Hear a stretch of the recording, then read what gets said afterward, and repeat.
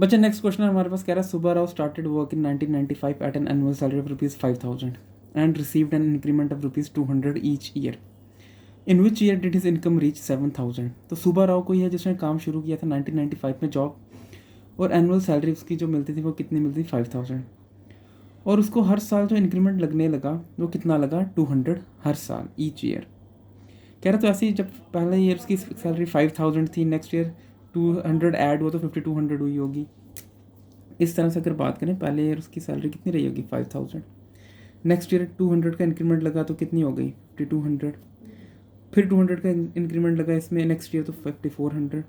ऐसे सोन करते करते एक ऐसा टाइम आया जब उसकी सैलरी कहाँ पहुँच गई, अपने पास 7,000 पहुँच गई। कितनी पहुँच गई 7,000। अब ये हमसे बोल रहे हैं कि भाई ये जो सैलरी थी ये 7,000 जो पहुंची है, तो ये फर्स्ट ईयर है, ये सेकंड ईयर है, ये थर्ड ईयर है। तो बताओ ऐसा कौन सा ईयर है जहाँ पे ये सैलरी अपने पास कितनी पहुंची है 7,000 पहुंची है।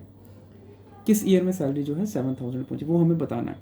तो अगर ध्यान से देखें 5,000, 5,200, 5,400, तो क्या ये एक AP है, क्योंकि इसका जो कॉमन डिफरेंस है वो 200 जा रहा है। तो हमें 7,000 का ईयर बताना है, तो मतलब n की वैल्यू बतानी है। अगर 7,000 की बात करूँ, इससे अगर मैं लास्ट टर्म ले लूँ AN, तो ये कितना आ गया 7,000 आ गया।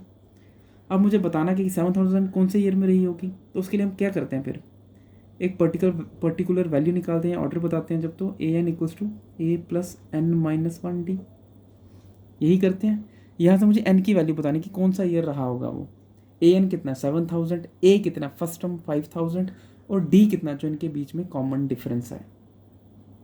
उस तरह से हम क्या करते हैं, फिर इसकी जो कौन से ईयर में सैलरी 7,000 पहुंचे वो निकाल सकते हैं। तो AN आ गया 7,000, तो एज इट इज़ लिख दो यहाँ 7,000। A की वैल्यू कितनी आ गई 5,000, तो यहाँ लिख दो 5,000।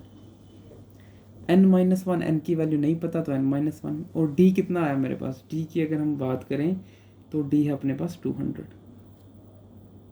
अब यहाँ से ये 7,000, ये प्लस का 5,000 है, यहाँ आएगा तो माइनस का 5,000 = n-1, और ये कितना आ गया 200, ये कितना आ गया 2,000 = n-1 अपॉन कितना 200। तो 2,000 ये रहा, 200 यहाँ था मल्टीप्लाई में, नीचे आया तो डिवाइड में, = n-1। ये कैंसिल, ये कैंसिल, ये और ये, यहाँ कितना आया 10। n की जो वैल्यू आएगी वो कितनी आएगी, माइनस का 1 है, इस 10 में इस तरफ जाएगा तो प्लस हो जाएगा।